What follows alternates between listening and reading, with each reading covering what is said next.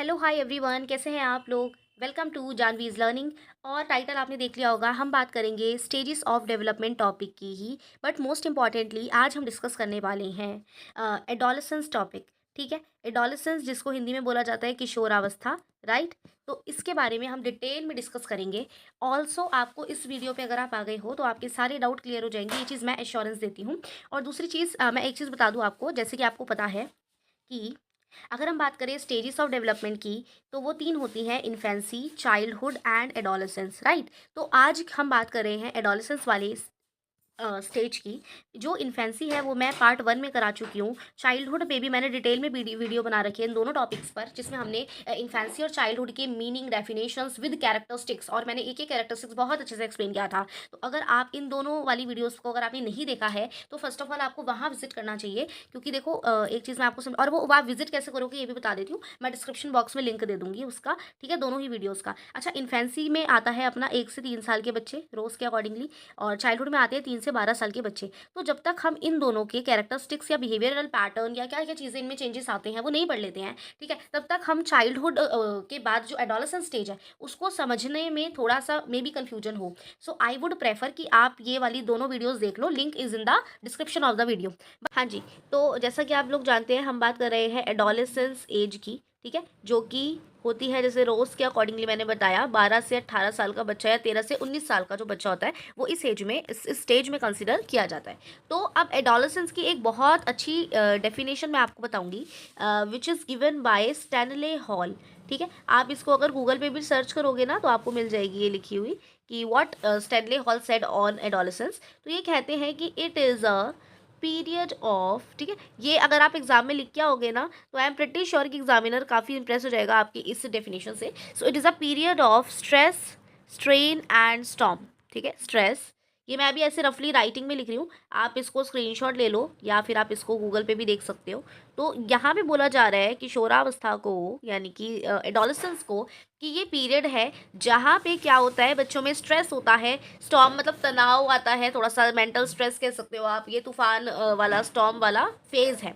ऐसा क्यों है, इसके पीछे इन्होंने प्रोबेबली कुछ हम 3 रीज़न की बात कर सकते हैं, ठीक है, एडोलेसेंस स्टेज में, कि बच्चों को यहाँ पे थोड़ा स्ट्रेस रहता है, ठीक है, एग्जाइटी होती है कई बार किसी चीज़ को लेकर, क्योंकि वो कॉन्शियस है कई चीज़ों को लेकर के। ठीक है, तो ये तनाव, तूफान, दबाव का स्टेज है। ठीक है, तो स्क्रीनशॉट ले लो आप इसका। अच्छा, और ये लिख के ज़रूर आना अगर एडोलेसेंस वाला क्वेश्चन आए तो। अच्छा, इसके प्रोबेबली कुछ रीजंस हो सकते हैं कि क्यों ऐसा है कि बच्चों में यहाँ पे थोड़ा स्ट्रेस होता है। और देखो काफ़ी सारे चेंजेस तो हो ही रहे हैं, है ना। चाहे वो आप बात करो फिजिकल चेंज की, तो आपको पता ही है कि बच्चों की बॉडी में यहाँ पे मेजरली फिजिकल चेंजेस हो रहे हैं, जो वो मे बी कुछ ऐसे चेंजेस भी हो रहे हैं जो वो feel not comfortable to share with others. ठीक है, जिसमें उन्हें थोड़ा सा अनकंफर्टेबल हो दूसरे को बताने में, जैसे उनके जेनाइटल ऑर्गेन्स पे हेयर का अराइज होना, राइट। अच्छा, उनका जो है, अच्छा, हाइट, वेट तो सब ऑब्वियसली बढ़ेगा, है ना।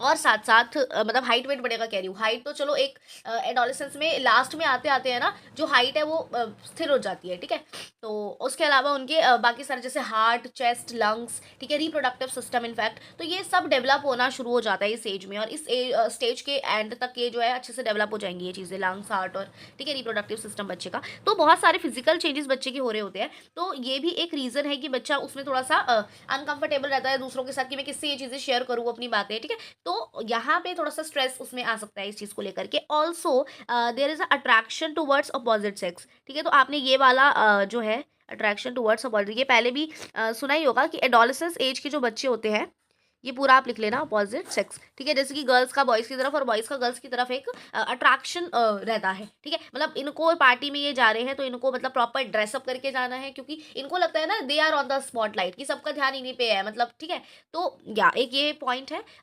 उसकी। तो ये भी कई बार स्ट्रेस का कारण बन जाता है, बच्चे बहुत ज़्यादा एंशियस फील करने लग जाते हैं हर चीज़ को लेकर के। ऑल्सो एक पॉइंट है कि they are conscious towards their career, क्योंकि यहाँ पे बच्चे क्या होते हैं, अपनी आइडेंटिटी को फाइंड आउट करने की कोशिश करें, कॉन्शियस, ठीक है, टुवर्ड्स गोल या करियर की, उनको यहाँ पे बच्चे कोशिश करेंगे कि वो अपना गोल फाइंड आउट करें या अपनी आइडेंटिटी, ठीक है, फाइंड आउट करें कि उन्हें आगे जाके क्या करना है। तो ये वो वाला स्टेज है। तो यहाँ भी बच्चे थोड़ा सा एंशियस रहते हैं, थोड़ा सा स्ट्रेस में भी रहते हैं, क्योंकि उनको पता है कि यहाँ पे जो चीज़ हमने अभी जैसे हमें करियर में आगे क्या करना है, उसी से हमारी आगे की लाइफ डिपेंड करेगी। So these are the probably are the reasons कि स्टैनली हॉल ने इसको स्ट्रेस, थोड़ा सा बच्चे तनाव में या दबाव में थोड़ा सा तूफान की अवस्था का है। बाकी यहाँ पे फिजिकल चेंजेस हो रही है, इमोशनल इंस्टेबिलिटी भी बच्चों में आएगी, एकदम में ही गुस्सा कर लेंगे, एकदम में ही शांत हो जाएंगे, है ना। तो इस तरीके से तो या अभी इसके कुछ कैरेक्टरिस्टिक्स है एडोलेसेंस के जो हम पढ़ेंगे। आई होप आपको ये समझ में आया हो। ठीक है जी, चलिए।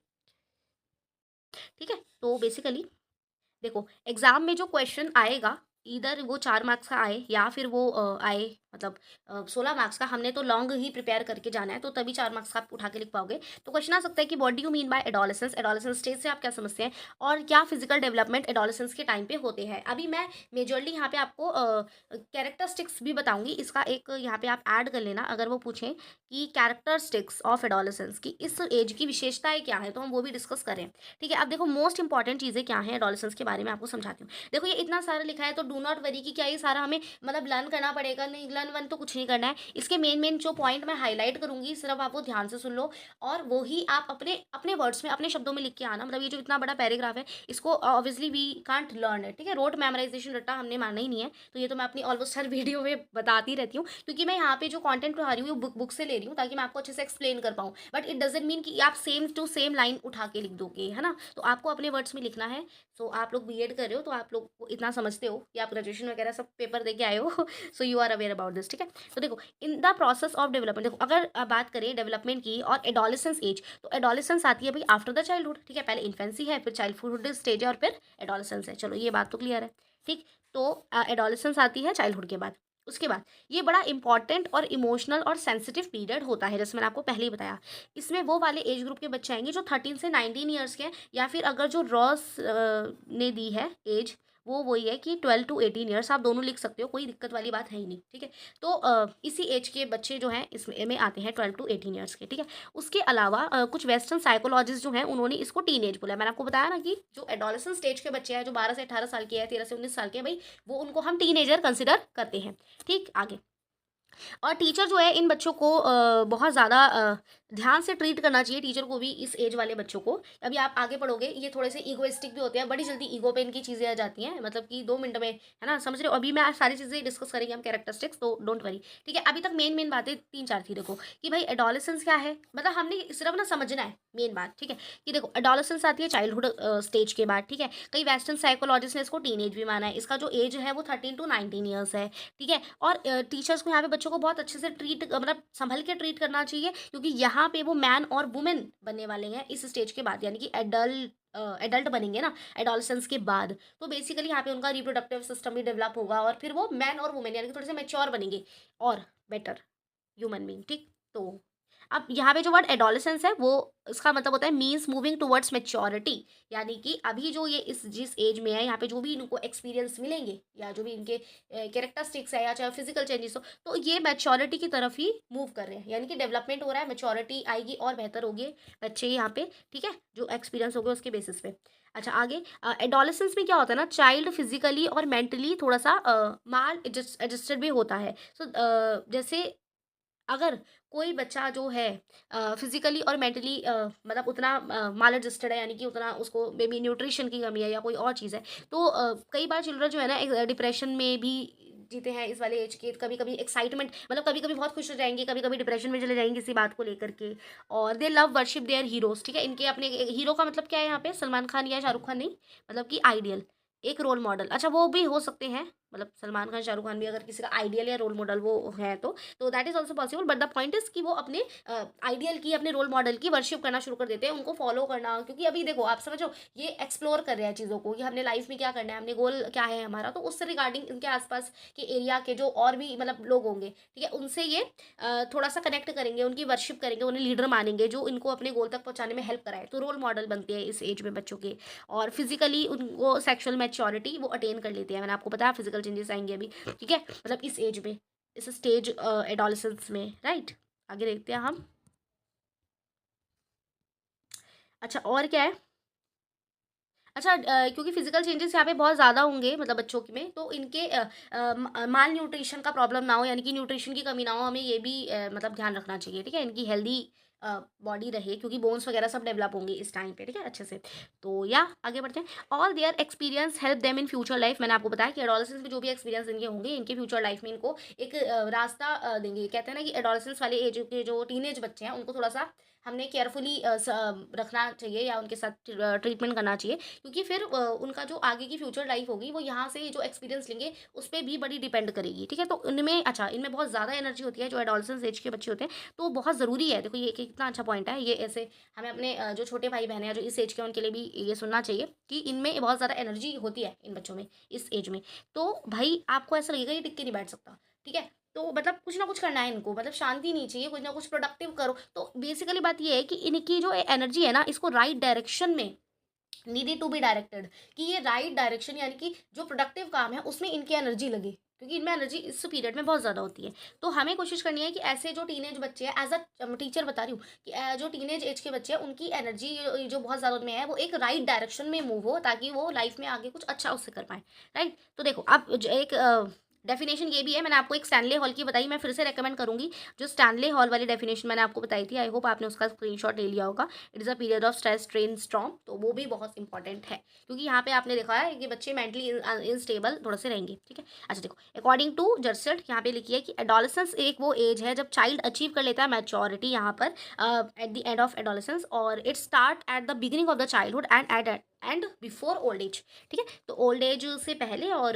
चाइल्डहुड से हमारी मतलब वही कि मैच्योरिटी स्टार्ट हो जाती है और आनी धीरे धीरे, और चाइल्डहुड के बाद ही एडोलेसेंस की ये स्टेज होती है, राइट। तो मैंने कुछ पॉइंट्स बताए हैं इसको लेकर के, जिससे आपको एडोलेसेंस स्टेज के बारे में या उस एज के बच्चों के बारे में एक पर्टिकुलर पॉइंट मिल गया होगा कि हाँ भाई ये चीज़ें होती हैं एज के बच्चों में, ठीक है। अब हम आएंगे इनके सीधा कैरेक्टरिस्टिक्स पे।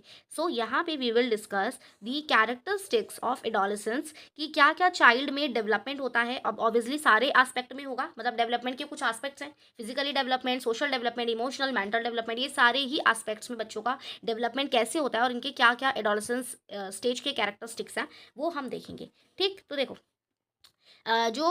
ये आप याद रखना कि 12 से 18 या 13 से 19 ऐसे ले सकते हो आप, ठीक है। इस एज के जो बच्चे हैं, देखो यहाँ पे इनके body organs develop like digestive system, heart, ठीक है। तो इनके बॉडी ऑर्गन्स अच्छे से डेवलप होने शुरू हो जाते हैं, रिप्रोडक्टिव सिस्टम भी, ठीक। आगे growth of here in the genital organ, एक और कैरेक्टरिस्टिक्स है कि इस एज के बच्चों में जो इनके जेनिटल ऑर्गन्स हैं होते हैं, 12 से 18 एज के बच्चों की बात हो रही है, तो उनके जेनिटल ऑर्गन्स पे हेयर अराइज होने शुरू हो जाते हैं, ठीक है। So you all are awaring कि क्या बात हमारी हो रही है, ठीक है। Then girls develop breast and boys get beard, ठीक है। बॉयज़ की दाढ़ी मुझे ऐसे आ जाती हैं, गर्ल्स की ब्रेस्ट डेवलप हो जाती है ना। Growth of semen in boys and girls start with the menstrual cycle, ठीक है। मेंस्ट्रुअल साइकिल भी यहाँ पे गर्ल्स में स्टार्ट हो जाती है इस पीरियड में, एडोलेसेंस में आते आते, एंड मतलब एडोलेसेंस में कह लो। दे हैव इमोशनल इंस्टेबिलिटी, अच्छा जो गर्ल्स हो चाहे बॉयज़ हो, जो एडोलेसेंस स्टेज के बच्चे हैं इनमें इमोशनल इंस्टेबिलिटी बहुत ज़्यादा होती है। देखो इमोशनल इंस्टेबिलिटी वाला पॉइंट समझना, देखो एक टाइम पे ये सेंसिटिव भी होंगे काफ़ी, मतलब ठीक है, इमोशनल भी फील करेंगे, और कभी कभी इनको अगर आप अपने कंट्रोल में रखने की कोशिश करोगे ना, अगर आपके घर में भाई बहन होंगे इस एज में, तो आप देखोगे इनको ना ओवर कंट्रोल पसंद नहीं है। मतलब कि मम्मी पापा ने अगर ये बोला कि ये ऐसे नहीं कर वैसे नहीं कर, तो इनको ये चिढ़ा है कि भाई मेरे पे कंट्रोल क्यों कर रहे हो, ठीक है। और दे बिकम ईगोइस्टिक, तो इमोशनल अनस्टेबिलिटी तो है ही, इंस्टेबिलिटी तो मतलब कि, तो इनके साथ ना थोड़ा सा ध्यान से आपको केयरफुली बिहेवियर अपना रखना चाहिए, ट्रीट करना चाहिए इनको, क्योंकि कभी ये एक पल में सेंसिटिव है, एक पल में ये डिप्रेशन कई बार ये फील करते हैं मेंटली लेवल पे, या फिर इमोशनल बात करूँ तो कभी कभी इन्हें गुस्सा आ जाता है तुरंत, तो थोड़े से ऐसा, ठीक है। देन दे बिकम ईगोइस्टिक, इस एज के जो बच्चे होते हैं वो थोड़ा सा ईगो पे इनकी जल्दी लग जाती है, ठीक है। दे बिकम शाय, कुछ चीज़ों में इनको शाय फीलिंग होती है, जैसे कि अगर ज़्यादातर जैसे कि बहुत ज़्यादा एडोलेसेंस के शुरुआती एज में तो जैसे बहुत ज़्यादा लोगों से मिलने जुलने में या बात करने में थोड़ा सा शाइनेस होती है, ठीक है। Then they develop religious and moral feeling, अच्छा एडोलेसेंस वाली एज में रिलीजियस और मॉरल फीलिंग भी बच्चों में डेवलप होती है। देखो पॉजिटिव डेवलपमेंट यहाँ पे बहुत सारा होगा, और जो हमें लग रहा है ना कि यहाँ पे भाई स्ट्रेस स्ट्रेन और स्टॉर्म की अवस्था बोला है इसे, तो बेसिकली वो स्ट्रेस या इसलिए है मे बी क्योंकि बच्चा अपनी करियर आइडेंटिटी या अपने गोल को ढूंढने की कोशिश कर रहा है, तो इसलिए थोड़ा एंशियस है, या उसके चेंजेस हो रहे हैं, फिजिकल चेंजेस हो रहे हैं, तो वो किसी से शेयर करे वो चीज़ या क्या है क्या नहीं, तो ये चीज़ें उसको थोड़ा सा सेंसिटिव बना देती हैं, ठीक है। कई बार उनमें थोड़ा सा गुस्सा भी जल्दी आ जाता है अगर उनकी बात ना सुनी जाए या उन्हें लगे ओवर कंट्रोल हम पे हो रहा है, तो थोड़ा सा ये वाला मतलब ऐसा होता है इस स्टेज में, एडोलसेंस में, तो इसलिए इसको स्ट्रेस ट्रेन स्टॉर्म की एज कहा है। बाकी कितने सारे पॉजिटिव डेवलपमेंट जैसे कि फिजिकल चेंजेस और मेंटल मैच्योरिटी धीरे धीरे में आएगी अपने एक्सपीरियंस के बेस पे धीरे धीरे, तो ऐसे, ठीक है। और इनमें रिलीजियस और मॉरल फीलिंग भी डेवलप हो जाती है, ठीक है, इस एज के बच्चों में आनी। And then sexual feeling starts हुई, मैंने बताया था आपको, attraction towards opposite sex. Then their intellectual and imagination power develop, ठीक है, बच्चों की जो, ये देख लो, एक इतना बड़ा पॉजिटिव चेंज है, बच्चों का जो इंटेलेक्चुअल और इमेजिनेशन पावर होता है डेवलप हो जाता है। देखो मैं बताती हूँ, इंटेलेक्चुअल जैसे चाइल्डहुड में, या फिर हाँ चाइल्डहुड की बात कर लो, अर्ली चाइल्डहुड तक क्या था कि बच्चा सिर्फ व्हाट पूछता है कि मैम ये क्या है, आप उसको जवाब दे दो बेटा ये चीज़ है, तो ही इज सेटिस्फाइड। उसको ये नहीं जानना कि इसके पीछे क्या क्या लॉजिक है, क्या रीज़न है। लेकिन जो एडोलेसेंस एज के बच्चे होते हैं, इनका इंटेलेक्चुअल डेवलपमेंट हो रहा होता है इस एज में बहुत ज़्यादा हाई पीक पे। तो बेसिकली ये ना हर चीज़ में वाई जानना चाहते हैं, यानी कि अब इनको लॉजिक चाहिए। अब मम्मी ने कहा या किसी ने बोला कि भाई कोई भी चीज़, तो इनको जानना है कि what is the reason behind it, कि इसके पीछे का लॉजिक क्या है, इसके पीछे का रीज़न क्या है। तो ये इंटेलेक्चुअली भी काफ़ी डेवलप हो रहे होते हैं, फिजिकल चेंजेस भी इनमें आ रहा होता है, फिजिकल डेवलपमेंट, मेंटल डेवलपमेंट अच्छा हो रहा है, और रिलीजियस डेवलपमेंट हो रहा है, मॉरल फीलिंग्स बच्चों में आती हैं। देन ये पता है आपको, इनका सोशल डेवलपमेंट भी, ये दे लाइक टू एक्सप्लोर और वंडर, इनको थोड़ा सा एक्सप्लोर करना, चीज़ों को घूम कर इधर उधर देखना, ठीक है, वो चीज़ें पसंद है। Do hero worship, hero worship का क्या मतलब है, मैंने आपको समझा दिया कि रोल मॉडल इनका एक बनने लग जाता है एडोलेसेंस वाले बच्चों का, मतलब किसी को भी रोल मॉडल ये मानते हैं और उसको फॉलो करेंगे। फॉलो इन द सेंस कि उसने क्या क्या चीज़ें करी हैं अपनी लाइफ में, या आइडियल को अपने उसकी वर्शिप करनी स्टार्ट कर देते हैं, ठीक है। और दे बिकम सेल्फ असर्टिव और दे वांट फ्रीडम, भाई इनको फ्रीडम चाहिए, इनको ओवर कंट्रोल मतलब नहीं चाहिए। पेरेंट्स इनके भले के लिए अगर कह भी रहे होंगे तो इनको लगेगा कि नहीं भाई मतलब मैं जो कह रहा हूँ वो भी तो सही है, मेरी भी तो सुनो, काइंड ऑफ, समझ लो। So I am giving you the examples, या मैं ऐसे समझा रही हूँ आपको कि आपको आप रिलेट कर पा रही हो, ठीक है ना। तो आई होप ये समझ में आया हो। तो ये सारे हमारे क्या थे, कैरेक्टरिस्टिक्स थे, ठीक है, जो कि एडोलेसेंस स्टेज में होते हैं। अब हम बात करेंगे फिजिकल चेंजेस की कुछ। हाँ जी, तो हम बात करेंगे फिजिकल डेवलपमेंट क्या रहती है एडोलेसेंस स्टेज में, जब बच्चा होता है तो क्या क्या बच्चे का फिजिकल चेंजेस आते हैं, डेवलपमेंट होती है फिजिकल लेवल पे। तो यहाँ पे 11 टू 18 ईयर्स, या आप कह लो 12 टू 18 ईयर्स की जो एज है वो एडोलेसेंस एज मानी जाती है। देखो रोज ने इसको 12 टू 18 ही बोला है, तो आप इसी को कंसिडर करके चलना। तो it starts with puberty, their sexual organ begin to develop, मैंने आपको बताया रिप्रोडक्टिव सिस्टम, सेक्सुअल ऑर्गन सारे डेवलप होंगे। Child should be aware in सारे फिजिकल चेंजेस के बारे में, ठीक है। उनकी पर्सनैलिटी डेवलप होती है एडोलेसेंस एज में। देखो फिजिकली हो चाहे मेंटली हो चाहे इमोशनली, हर एस्पेक्ट का डेवलपमेंट होना शुरू हो जाता है और अच्छे से हो रहा होता है, एक मैच्योरिटी की तरफ। They are going towards maturity, ये हमने पढ़ा भी था एक डेफिनेशन में, है ना। तो आगे देखो, thus attention should be paid to all their all round development. तो हमने जो एडोलेसेंस स्टेज का बच्चा है, क्योंकि उसमें फिजिकल डेवलपमेंट भी इस एज में होगी, उसके लंग्स हार्ट सारे जो ऑर्गन्स हैं, ठीक है, चाहे उसके सेक्सुअल ऑर्गन्स, ये सब डेवलप होने स्टार्ट हो जाएंगे। तो इस समय हमें बच्चे का मतलब न्यूट्रिशन पे भी ध्यान देना चाहिए, वो माल न्यूट्रिशन का कारण मतलब उसकी वजह से कोई दिक्कत ना हो, ठीक है। ऑल्सो उनका मेंटली और इमोशनली भी वो मतलब चेंजेस आएंगे, काफ़ी ज़्यादा इमोशनल इंस्टेबिलिटी भी आएगी एक टाइम पे, क्योंकि वो अभी मूव करेंगे इस एज के बाद टूवर्ड्स मैच्योरिटी, है ना। तो ये चीज़ है।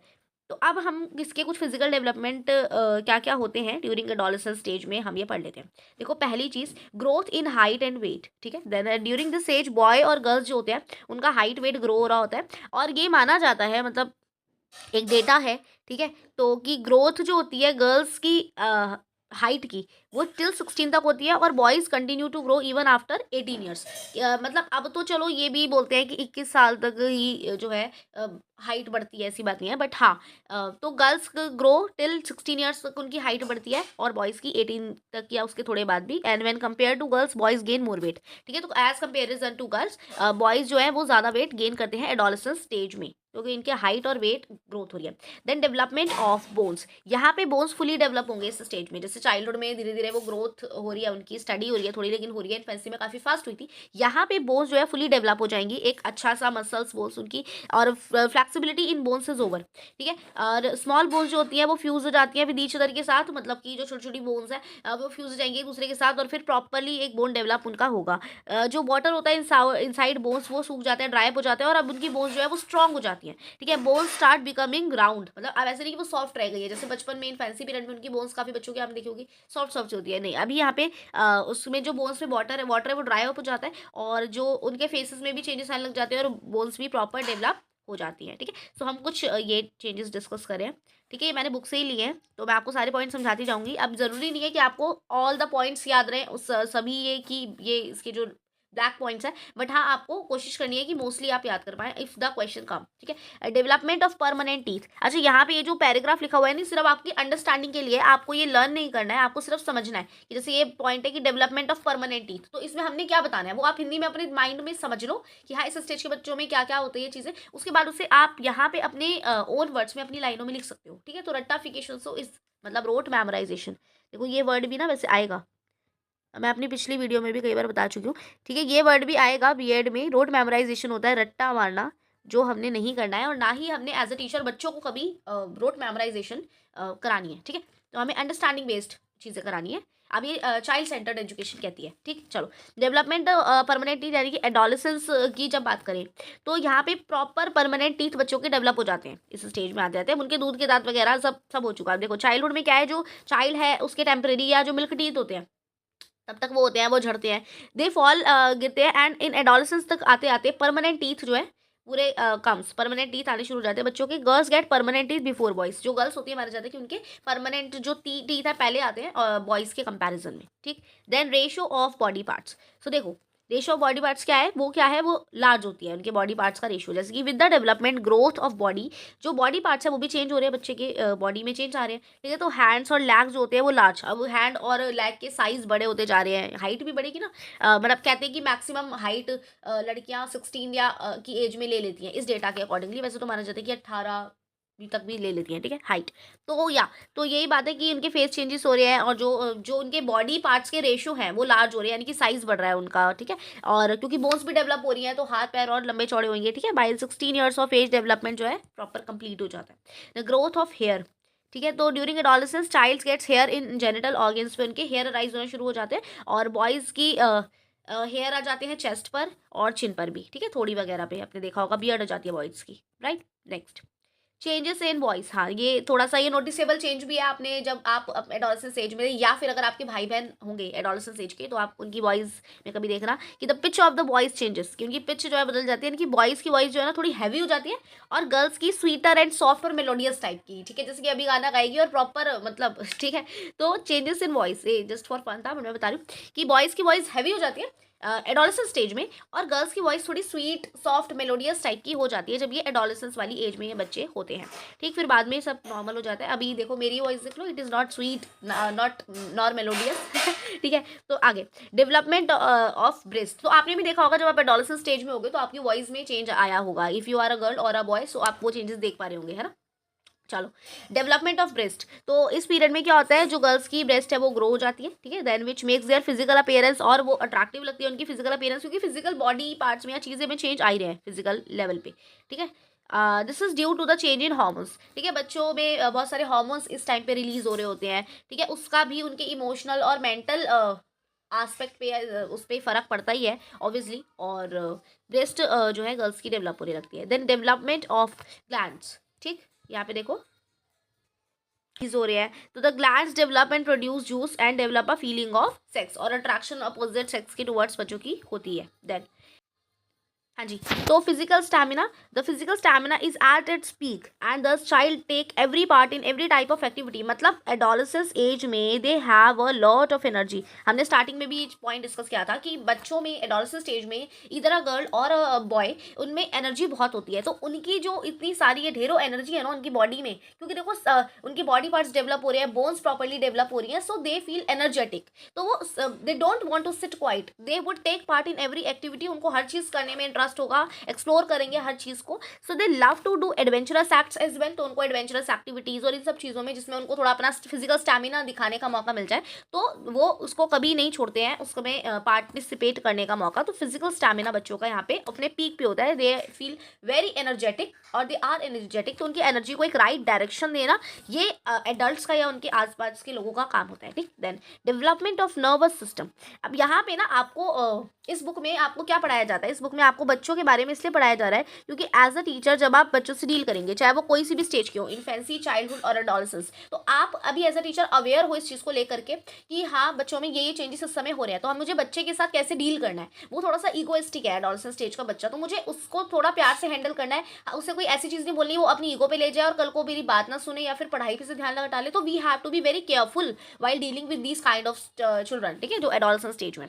तो यहाँ पे इसलिए ये आपको पढ़ाया जा रहा है क्योंकि you are doing BEd, it is a training, you are becoming the train teacher, आपको ट्रेन किया जा रहा है, you will become the train teacher after that. तो इसलिए ये आपको चीज़ें सब समझाई जाती हैं। Then development of nervous system, teenager जो होते हैं, जो एडोलसेंस स्टेज के बच्चे हैं, जिनको आप टीनेजर बोल सकते हो, they learn to control their environment and themselves, girls are more mature than boys, ठीक है। इनका नर्वस सिस्टम डेवलप हो रहा होता है, इनमें कंट्रोल ये करना सीख जाते हैं, कंट्रोल आना धीरे धीरे शुरू हो जाएगा, मैच्योरिटी आनी शुरू हो जाएगी, और गर्ल्स जो है ज़्यादा मैच्योर, मतलब जल्दी मैच्योर होती हैं देन बॉयज, जल्दी कहूँगा, ठीक है। देन डेवलपमेंट ऑफ डिसीज, हाँ डिसीज़ यानी कि होती हैं बीमारियाँ।